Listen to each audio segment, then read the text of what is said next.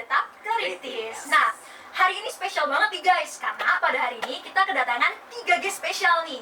Yang pertama ada Natali. Hai. Ada Naki. Halo. Lalu ada Dewa. Hai semuanya.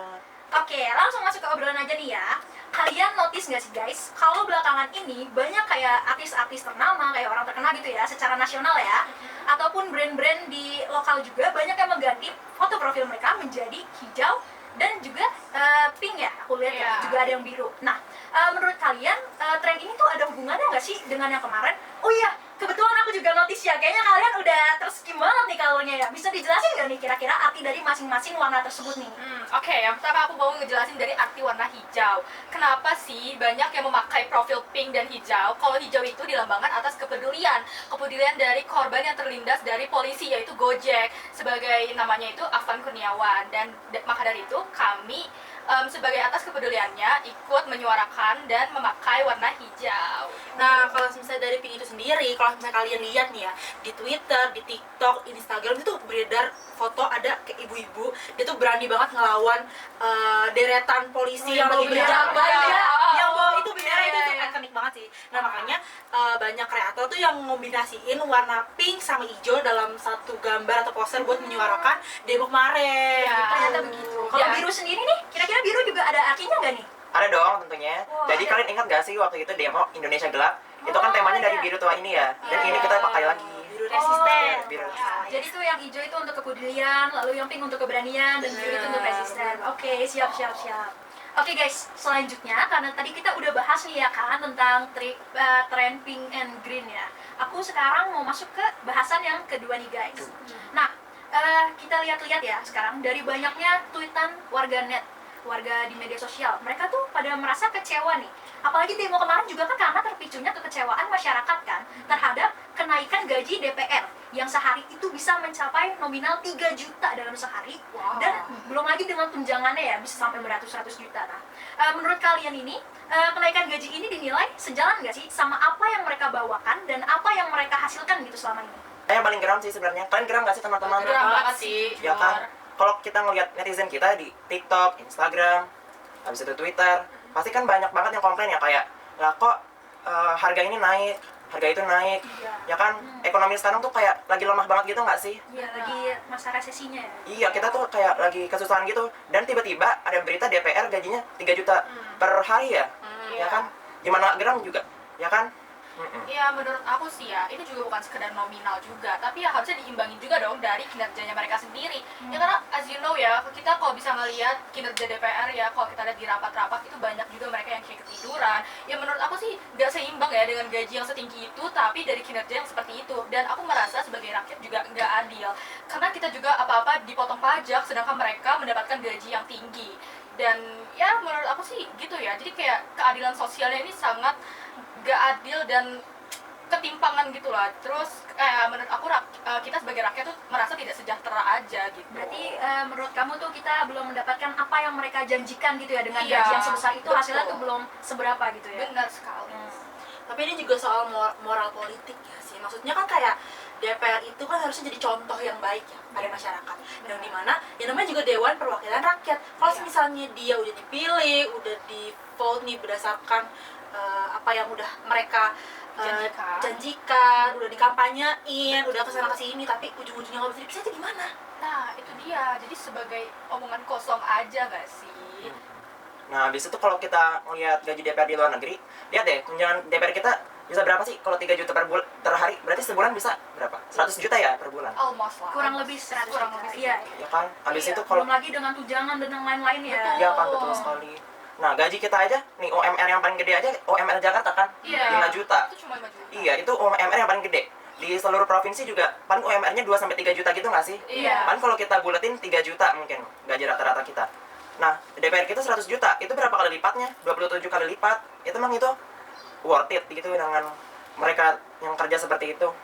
Ya menurut aku sih sangat gak worth it ya, karena kalau misalnya kita melihat contoh dari negara Swedia, mereka itu bahkan benar-benar gaji DPR-nya itu sangat-sangat tidak tinggi. Bahkan mereka menganggap DPR itu sebagai ya Dewan Perwakilan Rakyat, jadi mereka hanya menyampaikan aspirasi-aspirasi dari rakyat. rakyat. Jadi benar-benar yang mewakilkan rakyat gitu, Iya, bukan benar-benar hanya mewakilkan rakyat biasa gitu. Bahkan mereka sangat tidak punya tunjangan dan juga harus memakai transportasi umum. Jadi ya tidak dispesialkan tidak gitu dispesialkan ya. Hmm. Beda lah kalau kita lihat dari DPR di Indonesia. Iya, beda banget sih. Banget. Ya jadi ya menurut aku sih ya seharusnya sebagai Dewan Perwakilan Rakyat itu ya harusnya bisa dicontoh dari negara Swedia yang dimana kita harus benar-benar mewakilkan suara rakyat, bukannya malah sibuk flexing, ya kan? As you know kalau di Indonesia kayak Dewan Perwakilan Rakyat pasti kayak dispesialkan, kayak pejabat pakai ajudan kayak gitu-gitu. Iya, kemana-mana harus dikawal Kawal gitu. gitu. Dewan rakyat kan tidak mewakilkan rakyat Iya, ya. benar banget. banget. Bahkan ya menurut aku gak worth it juga karena kalau kalian lihat Dewan Perwakilan Rakyat itu ada yang dari lulusan SMA. Ada ya, bisa ya. Nah, makanya Masuk itu, ya? makanya itu kayak menurut aku sih ya makanya mungkin kinerjanya kurang bagus mungkin karena ada beberapa yang dari lulusan SMA yang dimana kalau kalian lihat ya sedangkan gaji guru yang kecil itu harus dengan lulusan S1 kan. Jadi ya menurutku ya gimana kita mau maju ya kan pantasan aja kalau misalkan pejabatnya DPR-nya aja lulusan SMA dan dengan gaji yang gede. Menurut aku sih ya gak wajar sih, makanya banyak yang demo karena merasa nggak adil gitu. Setuju. Tuh. Oh, ngomongin soal pendidikan. Sebenarnya kemarin gue sempat scroll TikTok dan nemu nih satu video ada Aduh, video apa? artis. Jadi tuh dia tuh kayak udah emang dari dulu tuh kerjanya syuting kan. Dan cuma lulusan SMA. Dia nih ada di DM di TikTok sama ya ada lah orang-orang dari pemerintahan itu. Dari partai ya. Dari partai ya kemungkinan. Jadi dia tuh kayak pengen ditunjuk buat masuk ke ranah politik dan dia tuh nolak karena dia nggak kuliah karena dia itu ngerasa bahwa yang jadi DPR atau orang-orang untuk mewakilkan rakyat itu kan pasti harus Berpendidikan dong. berpendidikan, ya itu betul banget. Wow. Nah, kalian tahu gak sih balasannya tuh si orang politik ini tuh ngomong bahwa cuek aja soal S1 tuh karena nanti soal S1 itu bisa diurusin sama mereka dan si orang yang ditawarin ini, si artisnya ini tuh langsung ke S2-nya aja. Jadi Wah, belum dia selesai lengkap. dong pendidikannya itu. Belum. Langsung masuk ke S2 Langsung gitu. Langsung ke S2. Oh, jadi semua itu Wow. ditabung, semua direncanakan bisa lah di. Kalau kan Iko mungkin Wah. Berarti dia tanpa masuk S1 langsung lompat ke S2 bisa masuk DPR kayak gitu. bisa. Dan itu ditawarin langsung dari partainya. partainya. Waduh. Bisa gitu ya ternyata ya. Kacau banget. Aku baru tahu nih, bahkan aku kaget loh bisa denger cerita kayak gitu. Orang aja nih ya yang mati-matian buat bikin skripsi, bahkan KKN harus ke pelosok-pelosok tuh paling gajinya berapa sih? Iya. Ada bahkan yang gak nyampe ke UMR katanya itu sendiri. Aku dengar-dengar juga banyak sekarang gaji kayak guru-guru yang honorer ya, Iya. yang gaji sebulannya cuma menyentuh angka 350.000. Iya, parah banget sih. Itu bisa sangat jauh ya, ketimpangan banget kalau kita lihat dengan gaji DPR yang sehari mencapai 3 juta dengan Iya. gaji guru honorer yang masuk-masuk ke pedalaman dan kayak buat pelajaran anaknya sendiri tuh masih mengeluarkan dari uang dia sendiri gitu pribadi untuk membantu entah beli kertas lah atau apa gitu ya. Wah, jauh banget ya ternyata ya. Nggak mencerminkan sekali ya ternyata dengan Sangat, rakyatnya. iya, berarti sangat tidak mencerminkan aspirasi rakyat ya. Berarti mereka hanya memperdulikan diri mereka sendiri. Berarti ini kesimpulannya tuh dari DPR ini belum mencerminkan apa yang sebenarnya rakyat ini pengen aspirasikan, Iya, belum iya. tersampaikan rasanya gitu Betul. ya. Baik. Oke guys, sekarang kita masuk ke pembahasan yang ketiga ya, mengenai tekanan dari negara asing dan lembaga internasional. Nah, kalian sadar nggak sih kalau sekarang tuh kita mengalami dua masalah, banyaknya impor dan juga ekspor. Jadi tuh udah kita banyak kayak yang tergantungan harus impor, apalagi teknologi ya sekarang Iya. kan. Kalian tahu sendiri lah ya gimana. Tapi kita juga banyak banget mengekspor nih. Kita lagi belakangan ini ekspor gede-gedean nih ke luar negeri, kayak nikel, kelapa. Nah itu kan otomatis kayak di negara kita sendiri ini sebenarnya belum terpenuhi ya. Tapi dengan terjadinya ekspor besar-besaran itu tuh, menurut kalian ada nggak sih dampaknya gitu loh dari hal tersebut? Meskipun padahal kan ekspor bagus ya buat negara kita, pasti kan buat income. Menurut kalian ada nggak sih dampak buruknya dari hal tersebut? Sebenarnya dilema sih ya. Iya. Karena satu sisi itu kan pemerintah dia mau menjaga hubungan politik internasional. Nah, sedangkan satu sisi yang kena dampak itu adalah kita sendiri. Kenapa? Ya karena dari dampak ekspor besar-besaran kita jadi kekurangan nih. Ya makanya kita mengusaha kekurangan tersebut dengan cara impor. Iya, jadi ya menurut aku sih sangat berdampak sih. Jadi meskipun kita tuh ekspor tapi kita juga kekurangan, jadi kita impor gitu Iya, ya negara lain ya. iya. Itu tuh buka lubang Iya ya. betul. Ya kayak contohnya nih guys pada pertanian padi ya. Kalau kalian tahu sebenarnya Indonesia tuh pernah jadi ekspor tertinggi nomor 3 waktu tahun Soeharto. Cuman pada saat ini kita berkurang karena ya kita banyak juga yang impor dari Thailand. Jadi ya menurut aku ya susah juga sih gitu. Nah betul banget tuh yang tadi dibilang Natali, kita banyak banget impor. Tapi kan kita tanahnya bukannya subur ya Indonesia itu, bukannya sumber daya alam kita itu berlimpah ya. Iya. Itu bukannya alasan kita waktu itu dijajah selama 350 tahun katanya itu. Ya kan kenapa kita harus impor gitu kan, kita udah banyak banget privilege-nya untuk tinggal di Jadi itu sini. sebenarnya potensi kita banyak ya, tapi kenapa Iya. kita terus melakukan impor? Padahal Iya. toh kualitas beras Thailand dan Indonesia tuh belum tentu jauh beda Iya, ya ternyata Iya, ya. benar banget. Habis itu katanya sih ya, alasan impor itu untuk stabilitas harga. Tapi kalaupun untuk stabilitas harga, emang nggak merugikan petani ya? Iya. Iya. Apalagi di kalangan golongan muda kita ini kan jadi banyak yang nggak mau jadi petani karena katanya kurang menguntungkan gitu ya. Iya. Kalau nggak ada petani, kita makan apa? Masa impor terus? Ya kan? Kalau misalnya aku pribadi sih ngelihatnya ya, ini tuh kayak bentuk sebagai ketidakberdayaannya kita tuh di kancah internasional sorry.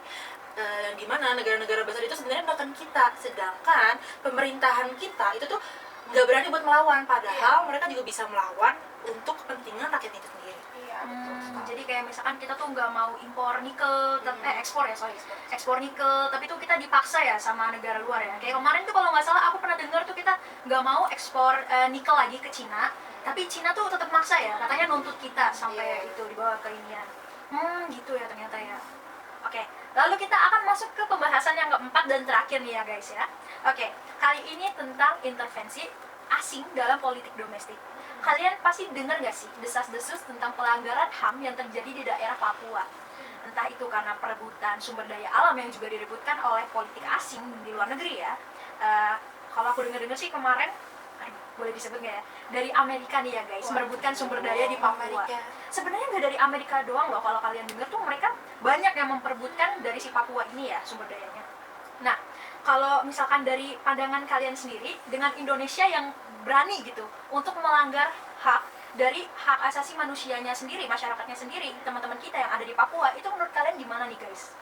Ini jelas sensitif sih, karena Papua itu dijadiin alat tekanan oleh negara-negara asing di pembahasan internasional, yang dimana negara-negara asing itu masuk ke dalam sana lewat isu-isu pelanggaran HAM yang ada di Papua. Dimana sebenarnya kalau menurut saya ya, itu tuh mereka tuh membawa maksud-maksud terselubung, kayak misalnya kepentingan ekonomi maupun geopolitik. Jadi Iya. ada maksud-maksud kebutuhan sendiri ya dari luar itu sebenarnya gimana? Nah benar sih, aku setuju sih sama Naki. Makanya menurut aku tuh pemerintah tuh harus lebih hati-hati. Diplomasi ini penting ya, Iya. tapi jangan sampai kedaulatan kita ini terganggu. Menurut aku sih gitu ya. Jadi itu jangan sampai kepentingan politik itu di atas kepentingan rakyatnya Iya, sendiri. benar. Nah menurut aku pribadi juga sama kayak tadi Naki dan Natali. Menurut aku sih sangat berpengaruh sih globalisasi untuk intervensi asing itu. Jadi intervensi asing itu jadi semakin lebar gitu. Jadi kalau pemerintah nggak bekerja dengan benar, kita nanti dipermainkan terus dong.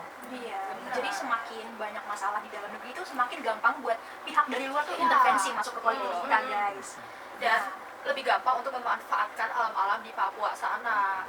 Sebenarnya nggak di Papua doang sih guys, di mana aja pun Iya. selama kalau di sini ada celahnya, kita nggak bisa saling menjaga, saling Iya. teguh, saling membangun negeri ini bersama-sama. Nasionalisme itu penting kan? Iya, pasti banyak banget celah-celah yang bisa dimasuki oleh pihak luar untuk merusak negara kita ini guys. Wah, nggak kerasa nih ya guys, sekarang Iya pembahasan nih. kita hari ini sudah selesai nih. Cukup berat ya pembahasan hari ini. Nah, dimulai dari tadi Brave Pink and Green, terus juga ada kenaikan gaji DPR, tekanan internasional di bidang perdagangan, sampai intervensi politik asing. Waduh, gimana nih guys menurut kalian sesi hari ini? Jujur menurut aku seru banget sih, karena kita juga bisa menjadi kayak berpikir satu sama lain juga, Semakin dan kritis ya. juga, Iya. dan kita bisa ngebahas bareng-bareng juga gitu. Bener tadi apa yang kata Natali, jadi kita langsung lebih kritis gitu. Dan kami harap kalian juga lebih kritis ya ke depannya. Benar, jadi jangan cuma didengar, tapi kalian tuh harus sadar dan bertindak sebagaimana rakyat menjunjung tinggi hak dan kewajibannya sebagai masyarakat. Betul banget nih guys. Oke, jadi mungkin sekian dulu untuk sesi hari ini. Terima kasih ya untuk Natali, Dewa, dan Anakis sekalian. Terima kasih guys. Makasih juga. Terima kasih kalian Terima kasih juga kalian udah mendengarkan. Bye.